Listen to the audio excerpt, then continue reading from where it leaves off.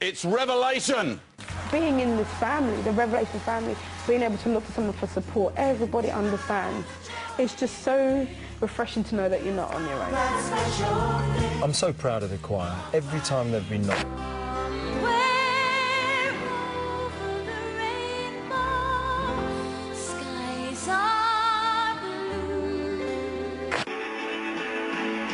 It's mad. Congratulations.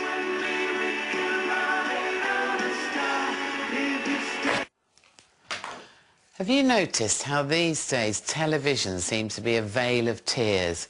Everywhere you look, someone's crying. On reality shows, on talent shows.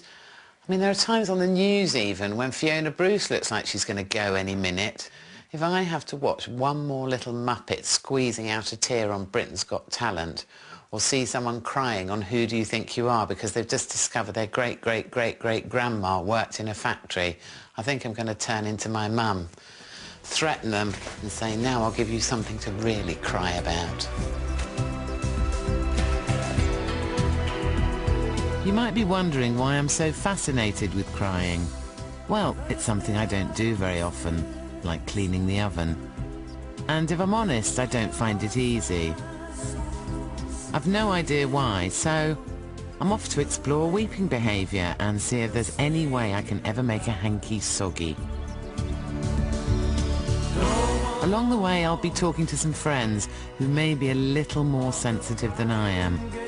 We'll come eye to eye with tear experts, and in pursuit of my own tears, I'm going to jump in with both feet and meet some of the world's most bizarre crybabies.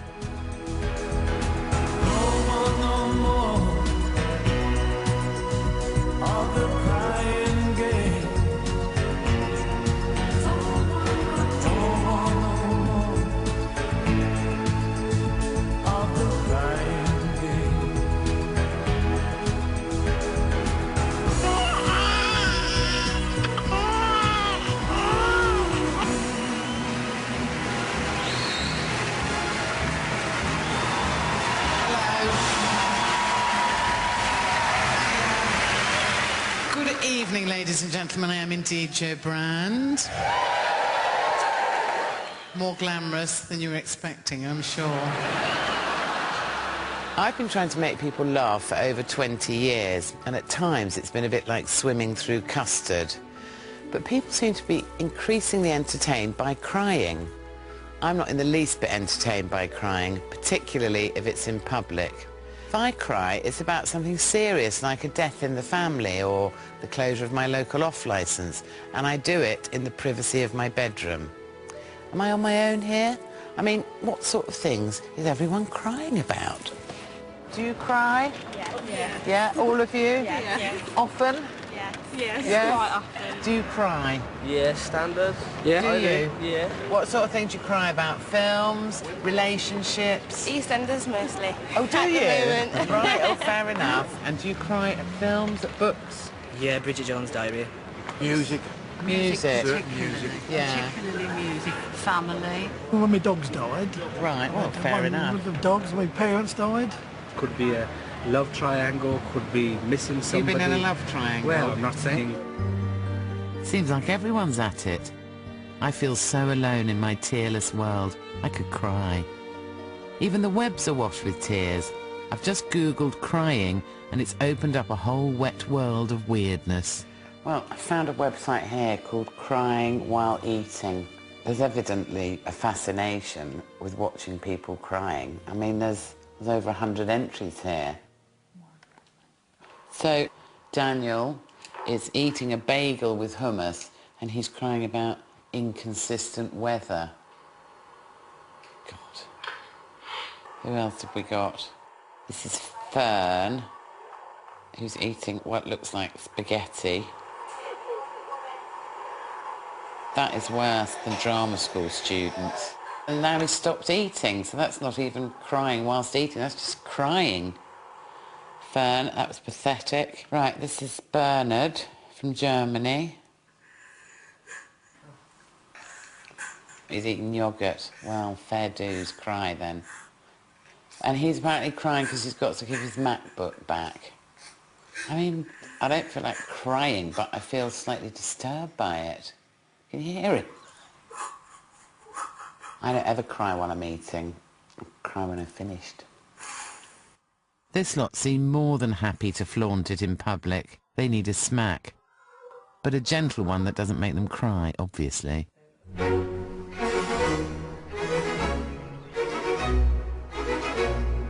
It's impossible to say when all this started, but most of us will remember an event when the entire nation dissolved into tears. No, I don't mean it's a royal knockout. In 1997, we all seemed to burst into tears at the death of Diana. What was that all about? Did we all think she was our mate? Were we all secretly depressed and wanted to let it out? Or do we all just like a good cry?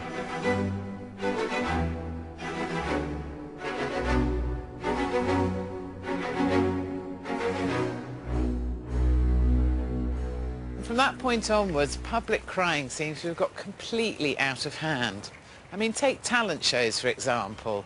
In the 70s, the losers would just grin and bear it, and even the winners barely cracked a smile. But look at things these days.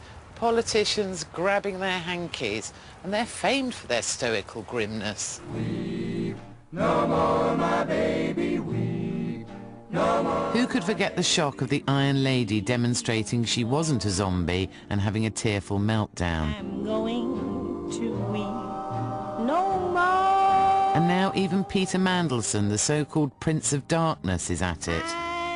His tears are probably more like battery acid. There's no doubt, crying is out there. Historian Thomas Dixon is researching a history of tears, and I'm going to go and see if he can shed some light on this weepy phenomenon. I'm going to cry no tears. Thomas, my feeling is that crying in the last 10, 15 years has amplified massively in society, and I'd be interested to know whether it's a fairly recent phenomenon or whether people have had to go through all this before. Yes, well, I think we're currently in the middle or maybe near the beginning of a new wave of weeping in public life. Had all sorts of examples we think of. I think notably starting in the 1990s, you have Maggie Thatcher, when she left Downing Street, famously had a tear in her eye, feeling sorry for herself as she left. And in the same year, we had Gaza bawling his eyes out at the World Cup. Yes. And then everybody crying when Princess Diana died. So I think the 1990s is the beginning of a new wave of weeping. Oh dear. And we may still have much more to come. Oh, no. But actually, we've been a pretty weepy country through the centuries until the 20th century. I think the 20th century was unusually dry in terms of tears. There was a lot of stoicism and reserve. But we go back before the 20th century, we have another peak, I think, of sentiment, emotion and weeping in the late 18th and up to the mid-19th century. There's weeping judges, politicians, obviously actors and actresses.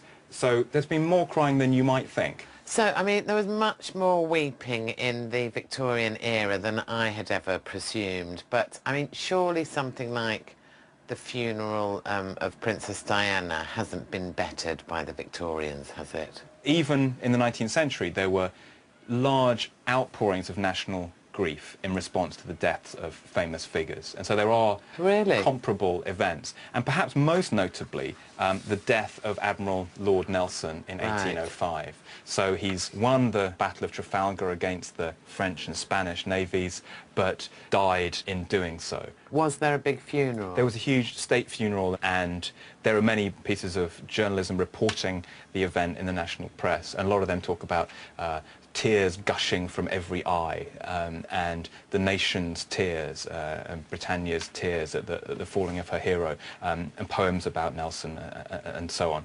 Now, Dickens novels, obviously Dickens has a lot of very kind of tear-inducing scenes, doesn't he? Probably the peak of Victorian sentimentality with all his death scenes, and the most famous of all is Little Nell in the old curiosity shop. And I have a 19th century edition of that here, and so we can see a picture entitled At Rest, and there she is, Little Nell, dead. A whole nation mourned, And Dickens was incredibly widely read, not only in Britain, but also in America. Oh, right. And there's this story of a steamer arriving in New York, carrying the latest instalment of the old curiosity shop, and people on the quayside were shouting up, "What happens to little Nell?"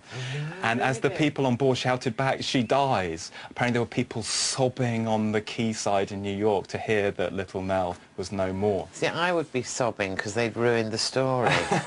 That's such a terrible thing to do, isn't it? But I suppose if they were shouting up and asking. Yeah. But what confuses me is we Brits are renowned for our stiff upper lip. Where did that come from? I think where that came from, the short answer is the Second World War. Right. I think in the 20th century is when the tears start to dry up. A time of war is no time for weeping, and whether you're on the home front or fighting the war against Hitler around the world.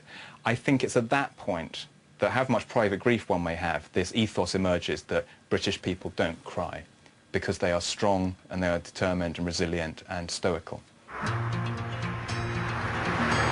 It struck me as Thomas was talking that the Second World War was the time when my mother was in her formative years.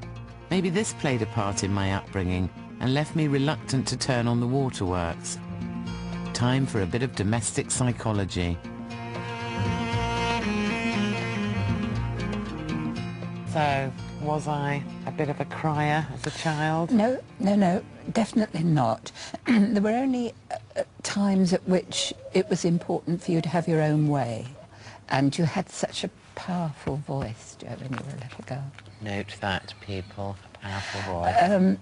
The rule was we didn't go in for crying. It wasn't part of our family practice. So there was a sort of moratorium on crying in our house? There was. I mean, if you hurt yourself, that was different. But even so, there was a limit to how long you could cry. Now, you've got a picture there that I do want to have a look at because it looks like butter wouldn't melt. And it wouldn't. Is it down there? Yes. Because I know I look like a very good girl in that picture. Look at that. Well, that's exactly how you were. You were a dear little girl, a real sweetie, as they say. Not wrong. You were so kind. You weren't rotten in any way at all. That's going to ruin my image, Mum. Is it really? Yeah. I'm sorry about That's that. all right. Yeah. So look at us, all lovely, happy, smiley children. Gaze of steel. I think I look rather nice, No, you Jo. do look nice, but you can just see that yes. steeliness behind Yes, it. that is true. For me, crying is a mechanism for control. Right. And I think with children, especially in public places, if they cry, their parents are confounded. They don't know quite how to handle it, and the child gains the control. Now, I think I knew that. In fact, I know I knew it. So when I came to have you as children, I wasn't going to fall for it. So now I know what I am. I'm a repressed control freak.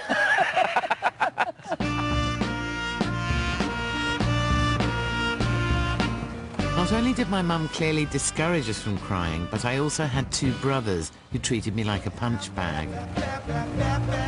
It would have been far too girly to cry, so I threw away my embroidered hanky and punched them back. It's got me thinking, did my generation, who were brought up in the post-war wasteland of emotional austerity, grow up with the same inhibitions around crying as me? I'm off to meet my friends Sam and Sally to find out if they're emotional pygmies too. Do you think there's sort of such a thing as having a good cry, and does that make you feel better? Well, I think if you've got lots of stress and then you have a good cry and you're with somebody and you talk to them about it, you do feel better afterwards, yeah. Yeah, I do. Are you aware of kind of feeling anything in particular when you cry? Anything physically or...? No, just the sort of feeling of, oh, here we go.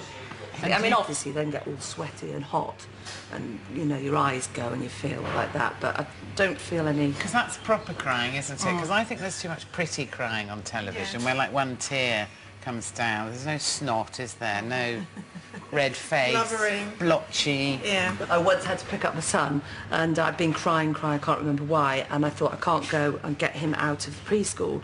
So I changed into my jogging gear, drove the car, went round to the corner, got out an empty bowl, ran round, Said, oh, I felt like jogging here with my buggy this morning because I was in such a state. Put him back in the buggy, drove back, got in the car, I sobbed my heart out for the rest of the day.